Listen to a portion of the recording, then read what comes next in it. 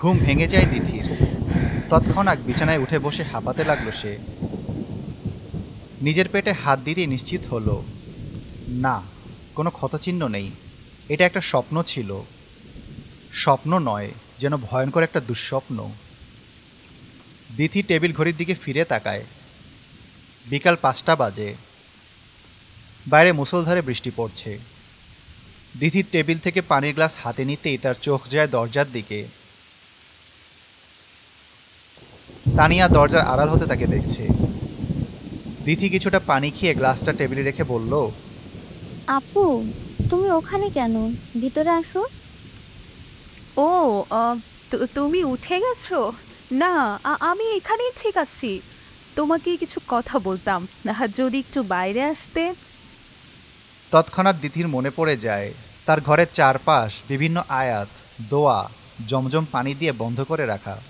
কোনো অশুভ শক্তি তার ঘরে এসে তার কোনো ক্ষতি করতে পারবে না।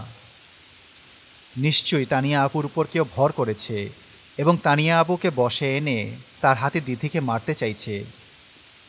ভাগ্যিস তার মা তাকে এটা স্বপ্নে দেখিয়েছেন, না হলে নিশ্চিত আজকেই তার শেষ দিন হতো। দিথি বলল, আমার মাথা ব্যথা করছে, তুমি ভিতরে আসো আপু। আমি? না না না, কি যে বলো! আমি পরে আসবো। তবে আমি যে কথাগুলো বলতে চাই সেটা তোমার জন্য একটু গুরুত্বপূর্ণ ছিল। তুমি যেহেতু শুনতে চাইছো না, তাহলে থাক, আমি পরে বলবো। তানিয়া কিছুটা দীর্ঘশ্বাস ফেলল যেন। দিথি বিছানা থেকে নেমে দাঁড়ায়। টেবিলে তার আধ খাওয়া পানির গ্লাসটা হাতে নিয়ে এগিয়ে যায় দরজার দিকে। সর্বদা পবিত্র আর পরিচ্ছন্ন থাকার অংশ হিসেবে সে গতকাল থেকে জমজম পানি খাওয়া শুরু করেছে। এইবার এই পবিত্র পানি দিয়ে অপবিত্রতাকে ধোয়ার পালা। বোকা ভূত, এরপর থেকে ভালো পরিকল্পনা করে আসিস। দিতি গ্লাসের পানি ছুঁড়ে মারল তানিয়ার দিকে। পানি গায়ে পড়তেই তানিয়া চিৎকার করে মেঝেতে ছিটকে পড়ল। তানিয়া অজ্ঞান হয়ে যায়। তার শরীর থেকে বেরিয়ে যায় এক কালো ধোঁয়া। দিথি গ্লাসটা উঁচিয়ে এক পলক দেখল, তারপর বলল, সাবিনা আপু, শেফালি, তোমরা কোথায়? এদিকে আসো। তানিয়া আপু অজ্ঞান হয়ে গেছে, তাকে তুলে আমার ঘরে নিয়ে এসো।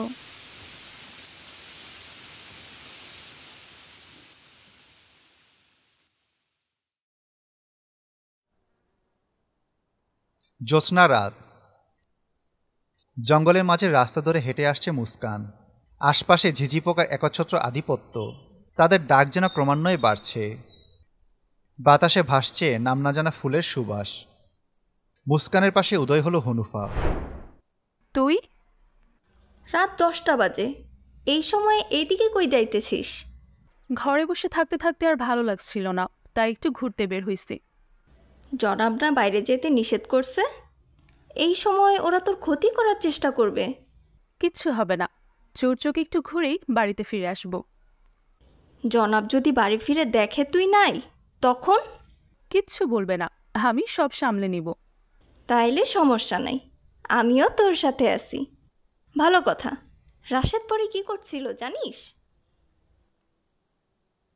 এই মেয়েটা কে? আগে তো গ্রামে কখনো দেখিনি। কার সাথে জানি কথা বলছিল, কিন্তু আমি তো কাউকে দেখতে পেলাম না। হয়তো তান্ত্রিকের বাড়ির কেউ।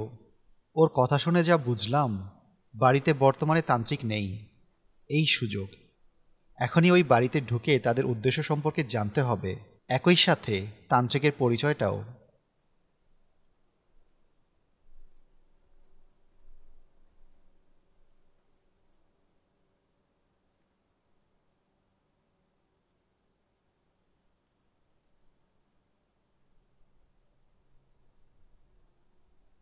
জঙ্গলের রাস্তা দিয়ে বেরিয়ে আসলো মুস্কান। বাজারের বেশিরভাগ অংশের দোকান এখন বন্ধ। রাত বেশি হওয়ায় তারা বাড়ি ফিরে গেছে। মুস্কানের নজর পড়ল রাশেদদের দোকানটায়, সেটাও বন্ধ। হঠাৎ কিছু উচ্চস্বরে কথা ভেসে এলো দূরের একটা খোলা মুদির দোকান হতে। যা যা ভাগ এনতে, নাইলে কিন্তু ঝাড়ু দিয়ে বাইরামু। আমারে আমারে কয়টা খাওন দেন, মানুষটা 2 দিন ধইরা কিচ্ছু খায় নাই, আমি পরে আপনারে টাকা আন্না দিমু। পাগল মানুষ, হ্যাঁ নাকি আবার টাকা এনে দিবে? এই তো গেলি রে, এবার কিন্তু সত্যি সত্যি ঝাড়ু দিয়ে পিটামু। আমার উপরে দয়া করেন, কয়টা খাওন ভিক্ষা দেন, আমার রাজায় মইরা যাইব। তুই সোজা কথা শুনবি না? না যা যা ভাগ এনতে। পাগলিটা কাঁদতে কাঁদতে চলে গেল অন্য দোকানের দিকে। লোকটা এমন কেন করলো? ফ্রি ফ্রি খাইতে গেছিল, এই জন্যও বাই করে দিছে। পাগল, দেখিস না শরীরের অবস্থা কি খারাপ। চল তো দেখি পাগলিটা কোথায় যায়। আরে এত রাতে এখন পাগলি দেখতে যাবি তুই? দাঁড়া, দৌড়াইস না।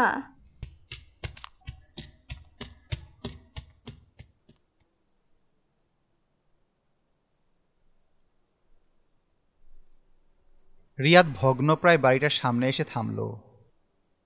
দূরে বারান্দায় একটা চার্জার লাইট জ্বালানো। রিয়াদ ছোট্ট টর্চ লাইট বের করে জ্বালিয়ে নিল। বাড়িটার আঙ্গিনা অন্ধকার, খানাখন্দে পা পড়লে সমস্যা হতে পারে। বাড়ির আঙ্গিনায় আসতেই তার চোখে পড়ল দুটো অচেতন দেহ। টর্চের আলো ফেলতে রিয়াদ তাদের চিনতে পারল। মালেক, রহিম, এদের আবার কি হলো? রিয়াদ বুঝতে পারল তান্ত্রিক তাদের অজ্ঞান করে ফেলে রেখেছে। তাদের শ্বাস চলছে, তারা দুজন মারা যায়নি। রিয়াদ উঠে দাঁড়িয়ে বাড়ির বারান্দার দিকে চলে গেল।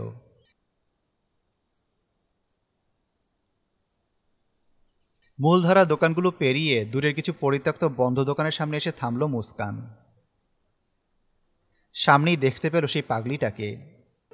পাগলিটা তার সামনে শুয়ে থাকা একজনের মাথায় হাত বুলাচ্ছে, নিঃশব্দে কাঁদছে। মুস্কান এসে তাদের বিছানো পাটির এক পাশটায় বসল। আপনি কাঁদছেন কেন? কি হয়েছে আপনার? ওরা আমারে খাবার দিতেছে না, আমার রাজাই অসুস্থ, 2 দিন ধরে কিচ্ছু খাই নাই, আমার রাজার খিদা লাগছে, আমি কিচ্ছু করতে পারতাছি না। মুস্কান শুয়ে থাকা পাগলটাকে লক্ষ্য করল। শরীরের নানা জায়গার মাংস পচতে শুরু করেছে। রোগা শরীরের মাঝে চোখগুলোতে এক নিদারুণ অসহায় চাহনি। জোরে জোরে শ্বাস নিচ্ছে সেই শরীর। পাগলটার অবস্থা তো ভালো না, যে কোনো সময় মারা যেতে পারে। মুস্কান বলল, ওই লোকের তো অনেক অসুখ, তার চামড়ায় পচন ধরেছে। আপনি এর থেকে একটু দূরে থাকুন, না হলে আপনার গায়েও কিন্তু এই রোগ সংক্রমিত হবে। দূরে থাকুম? কেন দূরে থাকবো? আমি আমার রাজারে ছাইরা কোথাও যাবো না। আপনি মূর্খের মতো কেন আচরণ করছেন? নিজের বিবেক দিয়ে ভাবুন, এর সাথে থাকলে আপনিও তো মারা যাবেন। আপনি একে দূরে কোথাও ফেলে দিয়ে আসুন। কেন অকারণে নিজের অসুখ ডেকে আনছেন? এমায়া, চুপ থাকো কইলাম। আমার রাজারে নিয়ে আর কোনো কথা কব না। আমার রাজারে আমি মেলা ভালোবাসি। হ্যার লগে থাকলে যদি আমি মইরাও যাই, তাও আমি থাকবো। তুমি পাথর বললা, আমারও পাথর ভাবো কেন? বিয়া শাদি করলে বুঝতা নিজের মানুষের কিছু হলে কতটা কষ্ট লাগে। তুমি আমার এখান থেকে যাও, যাও। মুস্কান এক মুহূর্তের জন্য নিশ্চুপ হয়ে যায়। পাগলিটা ওই লোকটাকে ভালোবাসে বললে নিজের পরোয়া করছে না, কিন্তু তার তো উচিত এখান থেকে পালিয়ে যাওয়া। লোকটা তার জন্য ক্ষতিকর।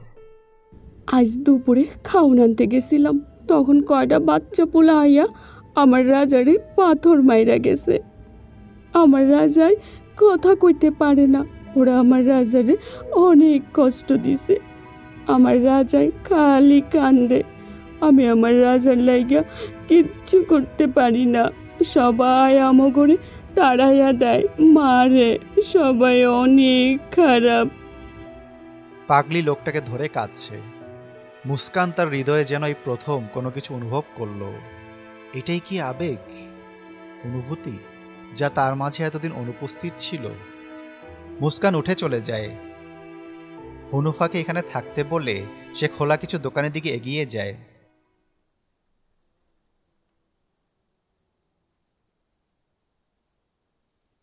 এই যে শুনছেন? কেডা? ও আচ্ছা, ও আফা কন, কিছু লাগবো? এই পাউরুটিগুলো কত করে? এডি এডি 10 টাকা কইরা। মুস্কান পকেটে হাত দিয়ে টাকা বের করলো। তার কাছে আছে মাত্র 30 টাকা। তান্ত্রিক এটা তাকে দিয়েছিল খাবার খাওয়ার জন্য। 2টো পাউরুটি দিন, সাথে সাথে চকলেট দিন 10টা। এইগুলা তো 2 টাকা করে আফা। ও তাহলে 5টা দিন। দোকানদারের কাছ থেকে পাউরুটি চকলেট নিয়ে টাকা পরিশোধ করে দিয়ে বন্ধ পরিত্যক্ত দোকানগুলোর দিকে চলে গেল মুস্কান। গ্রামে নতুন নাকি? তয় মাইয়া ডানালা সুন্দর আছে।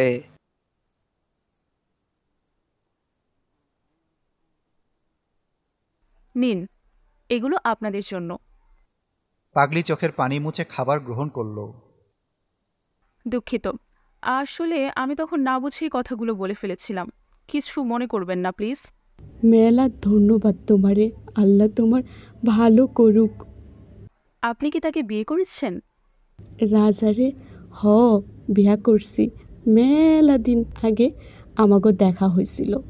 রাজা তখন অন্য গ্রাম থেকে এই গ্রামে আইছিল, আমারে পাতার আংটি আর ঘড়ি বানাইয়া দিছিল।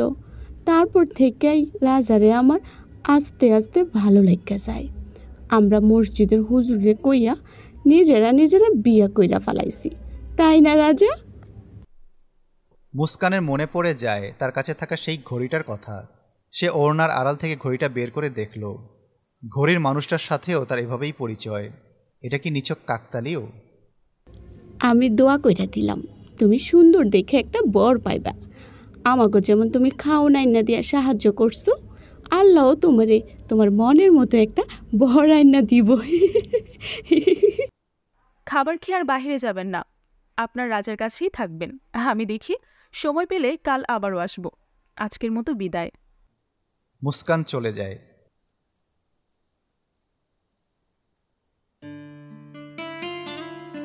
মানুষের কোনো সঙ্গীর প্রয়োজন হয়?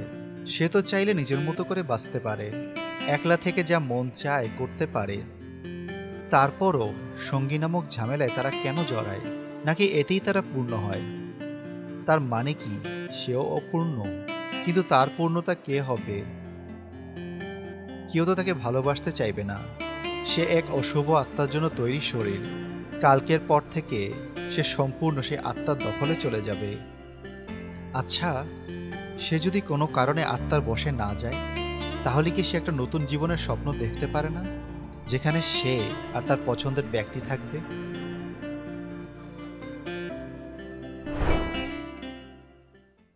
তুই? হ্যাঁ আমি। কেন? কিছু না, ওখান থেকে চলে গিয়েছিলি কেন? তোকে না থাকতে বলেছিলাম। ভালো লাগতেছিল না, তাই একটু ঘুরতে গেছিলাম। কিছুক্ষণ নীরবতা। তারা দুজন চুপচাপ হাঁটছে। আশপাশের গাছগুলো থেকে কিছুক্ষণ পর পর ঝিঝি পোকার ডাক ভেসে আসছে। আচ্ছা হুনুফা, হুম। কালকে যদি আশুভে আমার শরীরে প্রবেশ করতে না পারে, তাহলে কি আমি মারা যাব? না, মারা যাবি কেন? আশুবে তোর শরীরে প্রবেশ করতে না পারলে তুই একজন সাধারণ মানুষ হয়েই থাকবি। তোরও বয়স হবে, একদিন বুড়ি হবি, আর তারপর পকাত মরে যাবি। সত্যি সত্যি আমি স্বাভাবিক হয়ে যাব? হ্যাঁ, কিন্তু এত খুশি হওয়ার কি আছে? আশুবে তোর শরীরে না আসলে তো লস। তুই এই পৃথিবীতে রাজত্ব করতে পারবি না। মুস্কান হনুফার কথায় পাত্তা দেয় না। সে খুশি উদযাপন করতে পকেট থেকে চকলেট বের করে। হেই, এটা কোথায় পাইলি? তখন দোকানে নিয়েছিলাম, 4টা ওদেরকে দিয়েছি আর এই একটা আমার। শোন না, চল আমরা দুইজন ভাগ করে খাই। তুই না আমার বোনের মতো। ভূতেরা কখনো চকলেট খায় শুনেছিস কোথাও? বোকা ভূত। মুস্কান চকলেট মুখে পুরে খোসাটা হনুফাকে দিয়ে দেয়। হনুফা সেটা নিয়ে খেলতে শুরু করে মুস্কানের চারপাশে। জ্যোৎস্না পাড়ের রাস্তা ধরে অজানা গন্তব্যে হেঁটে যায় মেয়েটি, তার সাথে তার সঙ্গী আলাদিনী।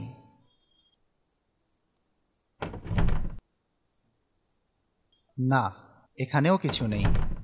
রিয়াদ পরবর্তী ড্রয়ার খুলল। সেখানে কিছু কাগজের টুকরো দেখা যাচ্ছে। রিয়াদ টর্চ মুখে আলতো করে ধরে 2 হাতে সে কাগজগুলো নিয়ে দেখতে লাগলো। কাগজগুলোর অবস্থা বলছে এগুলো বেশ পুরনো। কিছু কাগজ সরিয়ে ফেলতে রিয়াদের চোখে পড়ল 1996 সালটা। সে বাকি কাগজ সাইডের এক টেবিলে রেখে সেই কাগজটা তুলে নিল। এইটা একটা পেপার কাটিং। দৈনিক দিনলিপি পত্রিকায় 1996 সালের ডিসেম্বরে বের হওয়া একটি খবর। সেখানে হেডলাইনে লেখা, রহস্যজনক দুর্ঘটনায় মৃত্যু হল খান পরিবারের 2 সদস্যের। রিয়াদ কিছুটা কৌতূহল বোধ করল। সে নিচের প্যারাটুকু পড়া শুরু করল, যেখানে এই অ্যাক্সিডেন্ট সম্পর্কে কিছু চমকপ্রদ তথ্য তুলে ধরা হয়েছে, যা সে কেস ফাইলে পায়নি। এখানে উল্লেখ করা, গাড়িটির দুর্ঘটনা পরবর্তী তদন্তে উঠে এসেছিল। পরিকল্পিত এক মার্ডারের অংশ হিসেবে গাড়িটির দুর্ঘটনা করানো হয়, আর তার সাথে যুক্ত ছিলেন তৎকালীন সময়ের কিছু বিশিষ্ট ব্যক্তি ও ব্যবসায়ী। এই ধারণা নিশ্চিত হয় তখন যখন গাড়িতে পাওয়া লাশগুলোর পরিচয় শনাক্ত করা হয়েছিল। তাদের মধ্যে একজন হলেন সুমনা বেগম, বয়স 24, তার আদিনিবাস সিলেট, আর বাকি 2 জন সম্ভ্রান্ত খান পরিবারের সদস্য, নজরুল খানের ছেলে রাফি খান ও কন্যা তাসনুবা খান আয়েশা। রিয়াদ থামল। তার চোখ দুটো বিস্ফারিত। সে এখানে নজরুল খান নামটা মোটেও আশা করেনি। গ্রামের একমাত্র খান পরিবার সম্পর্কে সে যে খুব ভালো করেই জানে। বাবার নাম এখানে? অবাক হয়ে বলল রিয়াদ। তবে কি তাসনুবা আর রাফি তার ভাই বোন? কিন্তু সে তো জানতো তাদের পরিবারের একমাত্র ছেলে সে নিজেই। হঠাৎ বাড়ির উঠানে কারো হেঁটে আসার শব্দ শুনতে পেল রিয়াদ। কেউ এসেছে, তাকে এখন লুকাতে হবে। রিয়াদ কাগজটা পকেটে রেখে টর্চ বন্ধ করল। বন্দুক বের করে তার হাতে নিয়ে নিঃশব্দে গিয়ে দাঁড়ালো তার সামনে থাকা দরজার আড়ালে। মুস্কান, মুস্কান। ডাকতে ডাকতে রিয়াদের দরজার সামনে এসে দাঁড়ালো তান্ত্রিক। তার হাতে কোনো আলো না থাকায় সে দরজার ভেতরে কিছুই দেখতে পাচ্ছে না। দরজার আড়ালে দাঁড়িয়ে থাকা রিয়াদের বুক ওঠানামা করছে। সে ঠিক করে নিয়েছে যখন তান্ত্রিক ঘরে ঢুকবে তখনই এসে তার উপর গুলি ছুড়বে। মুস্কান, ঘরে থাকলে সাড়া দাও। চুপ করে আছো কেন? মুস্কান। তান্ত্রিক এক পা ঘরে দিতেই রিয়াদ বন্দুকের ট্রিগারে আঙ্গুল দিয়ে দেয়। আরেক পা ঘরে দিলেই সে বন্দুক উঁচিয়ে ধরবে। মুস্কান। দাদু, আমি এদিকে। কই তুই? আঙ্গিনায়। তান্ত্রিক ফিরে তাকায় বাইরে। রিয়াদ দরজার আড়াল থেকে এবার তান্ত্রিকের দিকে তাকায়। সে বন্দুক উঁচিয়ে ধরবেই এমন সময় তার চোখ পড়ে যায় তান্ত্রিকের হাতের দিকে। তান্ত্রিক একটা কাটা মাথা ধরে দাঁড়িয়ে আছে বারান্দায়। টুপ টুপ করে সে মাথা থেকে রক্ত পড়ছে। তান্ত্রিক বারান্দার মাঝামাঝি অংশে চলে যেতে থাকে। তার হাতে থাকা মাথাটা বারান্দায় থাকা আলোতে দৃশ্যমান হয়। নীলয়! মুহূর্তেই নিজের মুখ চেপে ধরল রিয়াদ। তান্ত্রিকের মনে হলো ঘর থেকে একটা শব্দ সে শুনতে পেল। সে ঘরের দিকে এগিয়ে যেতে লাগলো। দাদু, ওটা কি? তান্ত্রিক থেমে যায়। ভিতর থেকে আসা শব্দটা হয়তো মনের ভুল। সে মুস্কানদের দিকে ফিরে বলল, হ্যাঁ, আমাকে ধরার চেষ্টা করেছিল, তাই মাথা কেটে নিয়ে এসেছি।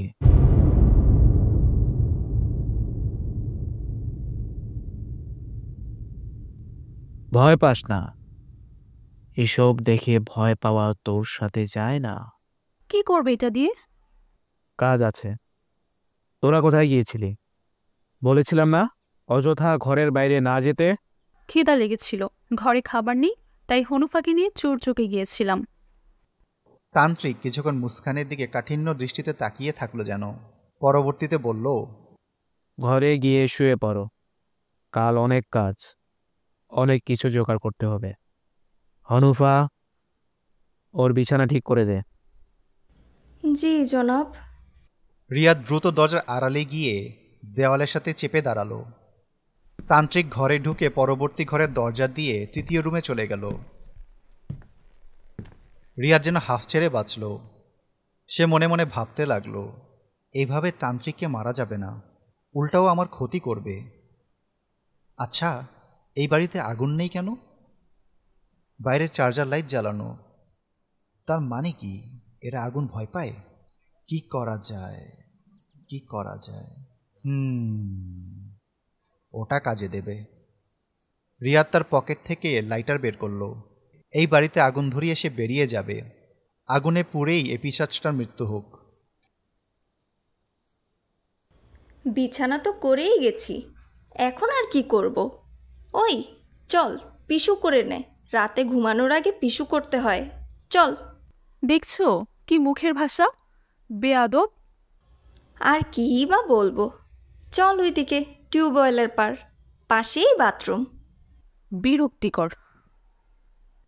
মুস্কান হনহন করে টিউবওয়েলের পাড়ের দিকে চলে যায়। আরে দাঁড়া, আমি লাইট দেখাচ্ছি। খবরদার, এদিকে আসছিস তো জুতা খুলে মারবো তোকে।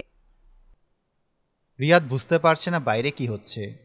সে বন্দুক কোমরে গুজে রেখে লাইটারটা হাতে নিল। তীক্ষ্ণ দৃষ্টি নিয়ে আশেপাশে দেখতে লাগলো। সে বের হয়ে বারান্দায় পা রাখলো। যাক, মেয়েটা সরে গেছে। এ ভাই, আপনাকে তো চিনলাম না, আমাদের বাড়িতে কি করেন? রিয়াদ অদৃশ্য কণ্ঠ শুনেই ভয় পেয়ে যায়। কাপা হাতে লাইটারটা জ্বালিয়ে ছুঁড়ে মারে দেওয়ালে। এক দৌড়ে বারান্দা থেকে নেমে আঙ্গিনা পেরিয়ে চলে যায় রাস্তায়। বৃষ্টি ভেজা পথ হওয়ায় রিয়াদ স্লিপ কেটে হঠাৎ ধপ করে পড়ে যায়। হনুফা হেসে ফেলল। এ ভাই, আসতে যান, পড়ে যাবেন। রিয়াদ কোনো মতে উঠে দাঁড়ায়। অদৃশ্য কথা শুনে ভয়ে সে প্রাণপণ দৌড় লাগায়। আশ্চর্য, লোকটা পালালো কেন? লাইটারটা গিয়ে পড়েছিল বেঞ্চের নিচে কিছু শুকনো পাতার উপরে। নিমেষে সেগুলোতে আগুন ধরে যায়। আগুন বেঞ্চের উপরে চার্জার লাইটের সংস্পর্শে আসতেই বিকট শব্দে সেটা বিস্ফোরিত হয়। মুহূর্তে আগুন ছড়িয়ে পড়ে পুরো বাড়িতে। ঝাঁকে ঝাঁকে কাক উড়াল দেয় তীব্র শব্দের প্রকোপে। বেশ কিছুটা দূরে এসে রিয়াদ থামল। সেই বাড়িটা থেকে কিছু মানুষের আর্তনাদ শোনা যাচ্ছে। তারা চিৎকার করছে। আগুনের শিখা উঁচু হয়ে আকাশে উঠে গিয়েছে। দূর থেকেও রিয়াদ বুঝতে পারছে সেই আগুনের ভয়াবহতা।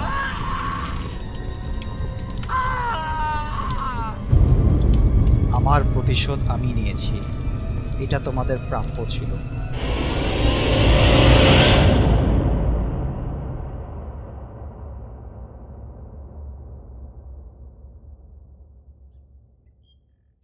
পরের দিন সকাল। রিয়াদ ডেস্কের উপরে বসে ফাইল চেক করছে। নির্মল শান্ত প্রকৃতির মতো সেও যেন শান্ত হয়ে গিয়েছে। নিশ্চুপ নিষ্ফলক মলিন তার চেহারা। হন্তদন্ত হয়ে রুমে প্রবেশ করল নয়ন। স্যার, স্যার সর্বনাশ হয়ে গেছে। কি হয়েছে? নিলয় স্যারের গলা কাটা লাশ পাওয়া গেছে। জানি। লগে জঙ্গলের ওই বাড়িটা, ওইটাই আগুন লাইগা পুইরা গেছে। এটাও জানি।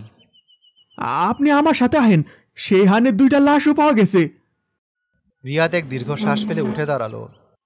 ক্যাডা ক্যাডা এমন করলো স্যার? এক রাতে আমগো এত সদস্যের মৃত্যু, সবাইরে কতটা বিভৎসভাবে মারছে। নিলয় ছাড়া আর কে মারা গেছে? কেন স্যার, ওই বাড়িতে পাহারায় থাকা মালেক আর রহিম, ওদের 2 জনেরও তো আগুনে পোড়া লাশ পাওয়া গেছে। কি?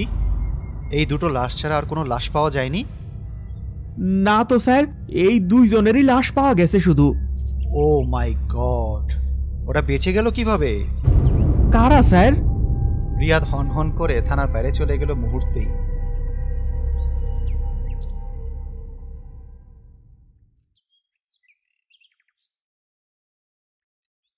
এই যে দিথি, তোমার নাস্তা। শেফালি নিয়ে আসতে পারতো, তুমি আবার। শেফালি কাজ করছেন। আর শোনো, আজ কিন্তু অমাবস্যা। আজকেই তান্ত্রিক আসুফিকে নূপুরের পুনর্জন্মের শরীরে প্রবেশ করাবে। আজকে আমাদের তাকে ধ্বংস করতে হবে। আমি যাবতীয় পরিকল্পনা করে রেখেছি, তুমি মানসিকভাবে প্রস্তুত থেকো। আমরা কি মুস্কানকে মেরে ফেলবো? তানিয়া আপু, একটু এদিকে আসো তো। সাবিনা ডাকছে, আমি সব তোমাকে পরে বুঝিয়ে বলবো। তুমি এখন নাস্তা করে নাও। তানিয়া চলে যায়। দিথি বই বন্ধ করে পাশে রাখে। সে জানতো না যে আজকেই সেই দিন। দিথি ক্যালেন্ডারের দিকে ফিরে তাকালো। আজ 23শে সেপ্টেম্বর, শনিবার। এই দিনটার আলাদা একটা বিশেষত্ব আছে তার নিকট। এই দিনে তার সাথে রাহাতের প্রথম দেখা হয়েছিল। সময় কত তাড়াতাড়ি চলে যায়। দিথি নাস্তা হাতে নিতেই হঠাৎ 2 ফোঁটা তরল কিছু তার হাতের ওপর পাশে পড়ল। দিথি সেদিকে তাকাতেই যেন থমকে যায় পুরোপুরি। রক্ত! রক্ত কোথা থেকে আসলো? দিথি তার নাকের নিচের অংশে তরল কিছু উপলব্ধি করল। সে নাকের নিচে হাত দিয়ে নিচে নামাতেই চমকে উঠল, তার নাক দিয়ে রক্ত পড়ছে।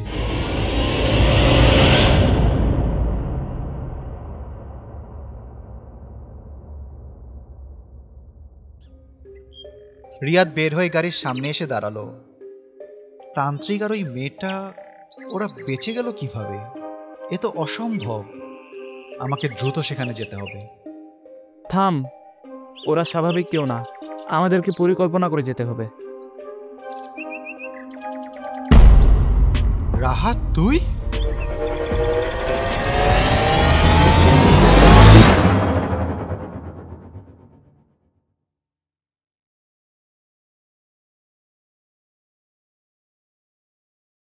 Animated stories, best channel you ever seen.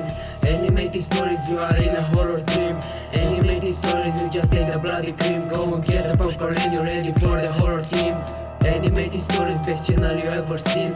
Animated stories, you are in a horror dream. Animated stories, you just take the bloody cream. Go and get the popcorn.